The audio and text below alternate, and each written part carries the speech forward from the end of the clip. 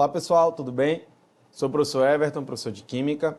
Nós vamos iniciar hoje mais uma aula do nosso pré-ENEM Legal. Bom, na aula de hoje nós vamos falar um pouquinho sobre isomeria. A isomeria ela é dividida em duas grandes áreas, a isomeria plana e a isomeria ótica. Na aula de hoje nós vamos falar um pouquinho sobre isomeria plana.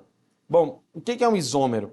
O iso, ele vem de igual, né? O significado da palavra iso é igual, e mero são partes. Então, isômeros são moléculas que têm partes iguais. Mas quais partes iguais? E aí é isso que nós vamos analisar hoje na nossa aula. Tudo bem? Vamos lá, acompanha comigo aí na tela. Olha só.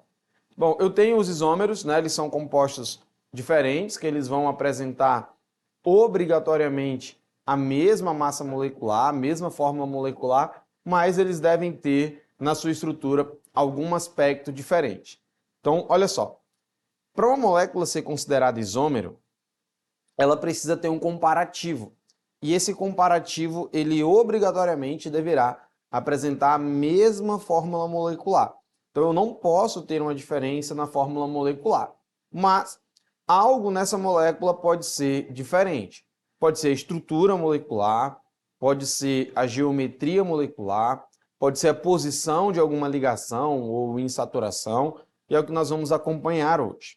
Bom, na tela, nós estamos acompanhando que uma molécula, para ser isômero, ela obrigatoriamente deverá ter a mesma fórmula molecular, mas alguma coisa pode ser diferente. Aí na tela vocês estão acompanhando a molécula do butanol, né, que é um álcool, e o outro lado, o éter dietílico. Então eu tenho duas moléculas que apresentam a mesma fórmula molecular, C4H10O, para ambas, porém, essas moléculas elas apresentam características físico-químicas completamente diferentes. Olha só, o etanol ele vai ter um ponto de fusão de menos 89 graus e uma ebulição de 118 graus.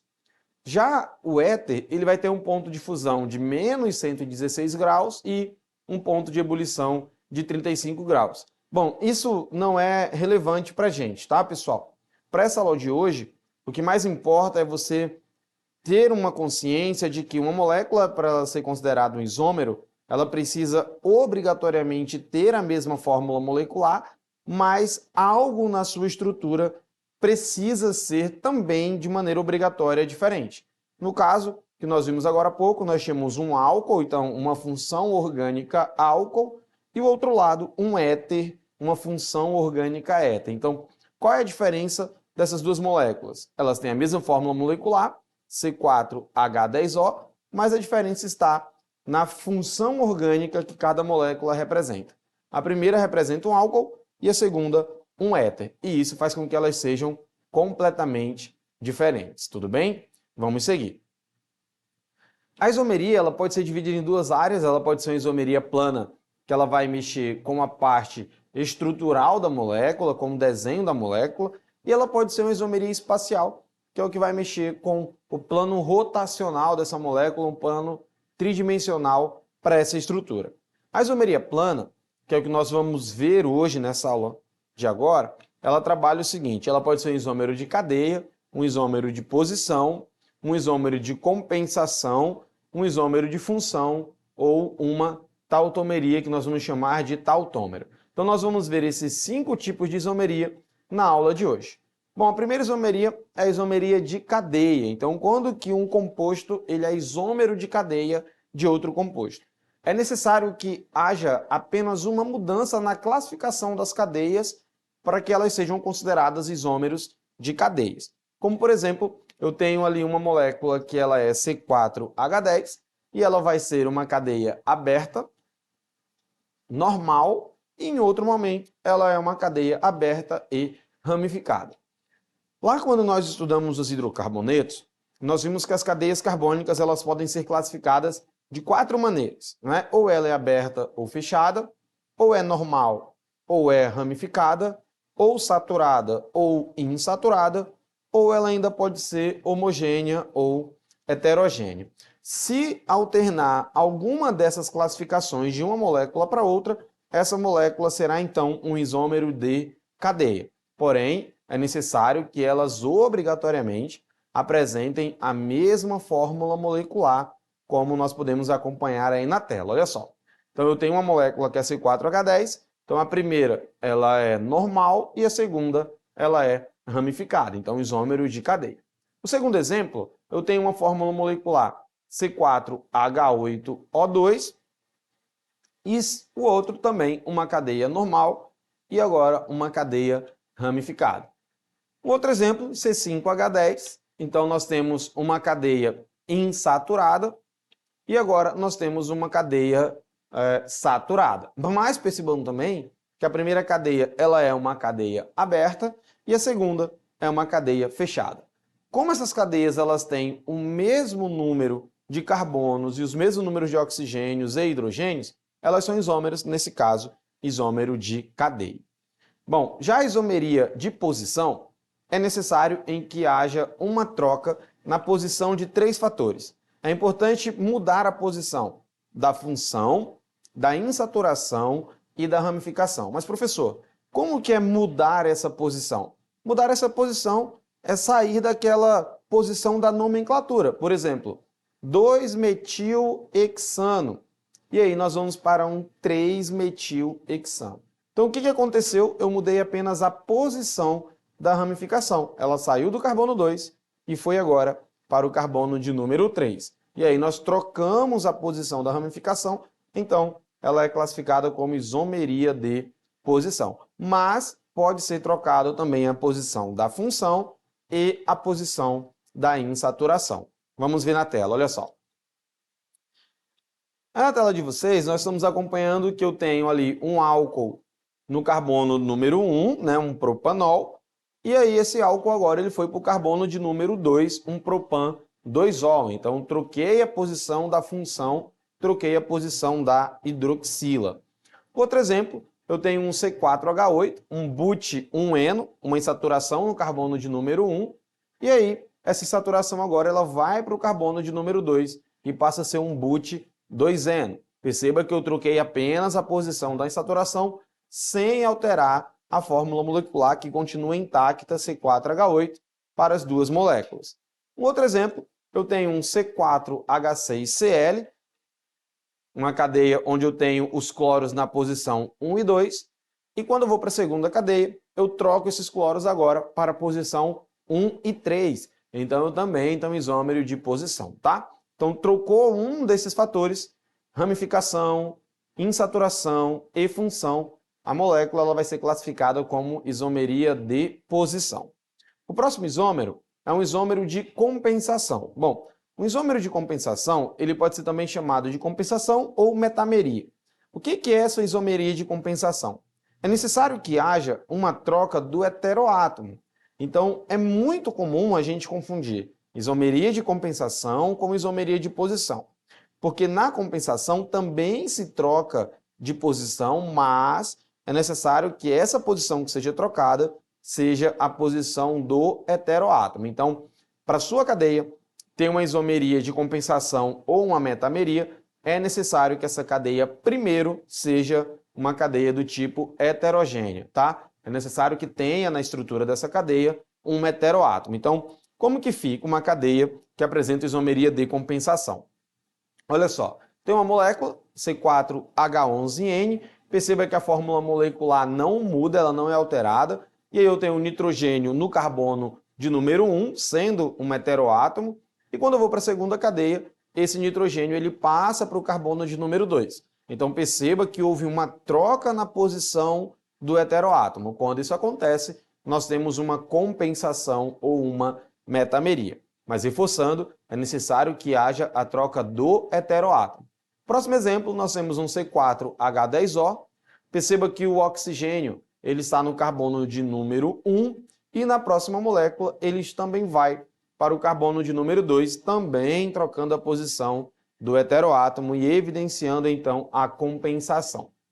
No outro exemplo, nós temos aí um C3H6O. Então nós temos um éster no carbono de número 1 e na outra molécula esse éster ele vai ali para o carbono de número 2, trocando a posição do heteroátomo. Perfeito, pessoal?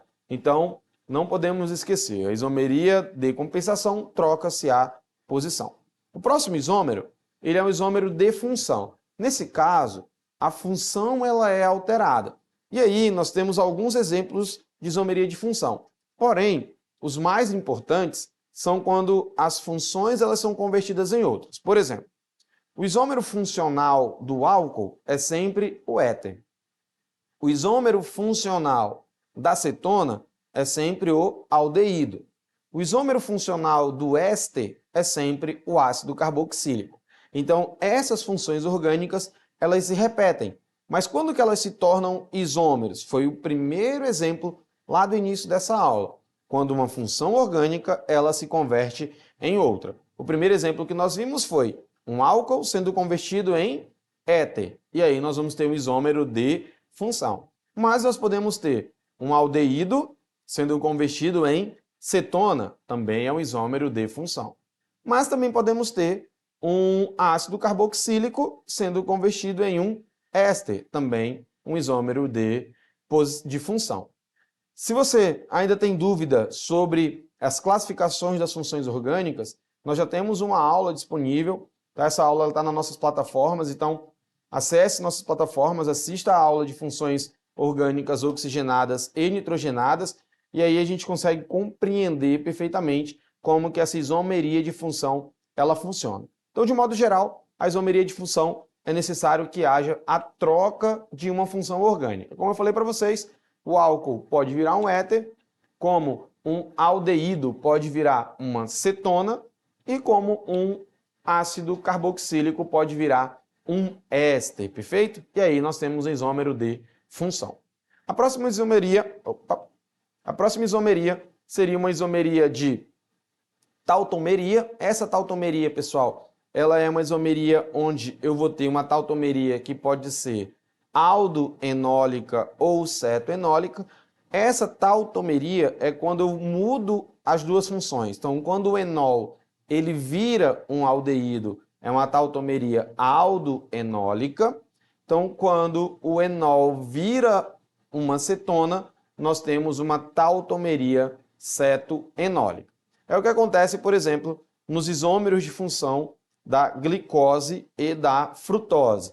Glicose e frutose, elas vão apresentar a mesma fórmula molecular, C6H12O6. Quando as questões elas não enfatizam esse fator, nós consideramos sempre como glicose, mas não é 100% correto fazer isso, porque C6H12O6 também pode ser uma frutose.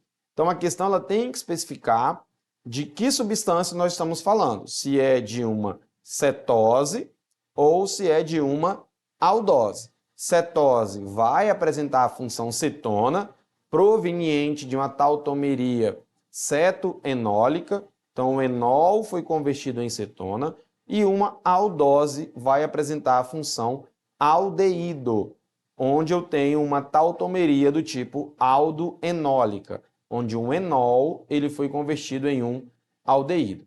Perfeito? Bom, aí na tela nós temos uma questão do Enem 2018. A questão diz o seguinte, ó: as abelhas utilizam a sinalização química para distinguir a abelha rainha de uma operária, sendo capazes de reconhecer diferenças entre moléculas. A rainha produz o sinalizador químico conhecido como ácido 9-hidroxidec2-enóico, enquanto as abelhas operárias produzem um ácido 10-hidroxidec2-enóico. Nós podemos distinguir as abelhas operárias e rainhas por sua aparência, mas entre si elas usam uma sinalização química para perceber a diferença. Pode-se dizer que vem por meio da química. As moléculas dos sinalizadores químicos produzidas pelas abelhas rainhas e operária possuem diferença na... Bom, pessoal, uma questão que vai trabalhar a isomeria, e essa questão ela vai dizer o seguinte: existem abelhas rainhas e abelhas operárias, e nós percebemos pela leitura do texto que a diferença de uma abelha rainha por uma abelha operária são os ácidos que elas produzem. Na leitura do texto, nós podemos perceber que a abelha produz um sinalizador conhecido como 9-hidroxidec2-enóico, enquanto a abelha operária produz um ácido hidroxidec2-enóico. Olha só, eu saio de uma posição 9-hidroxi e vou para uma posição 10-hidroxi. Nesse caso, eu estou mudando uma posição, então eu tenho um isômero de posição. Então a abelha rainha, ela se difere da abelha operária pelo fator isomeria de posição. Então eu mudo a posição da hidroxila. Mas o que isso altera na molécula? Vamos ver? Olha só. Então a letra A, fórmula estrutural. Letra B, fórmula molecular. Letra C, identificação dos tipos de ligação. Letra D, contagem do número de carbonos. E letra E, identificação dos grupos funcionais. Bom, olha só, pessoal.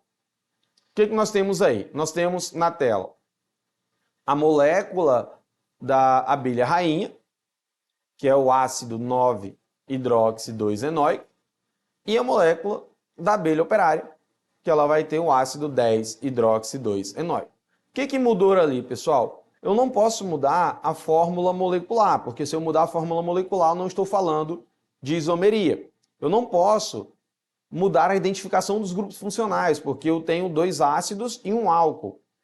A única coisa que está mudando nessa molécula é a posição da hidroxila.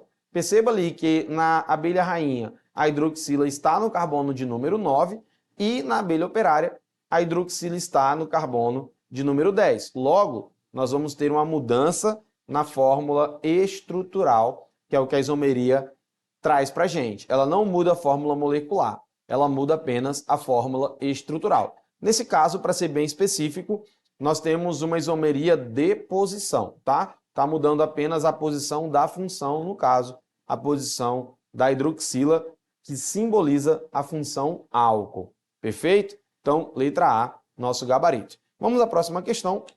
Então, a próxima questão, ela diz o seguinte.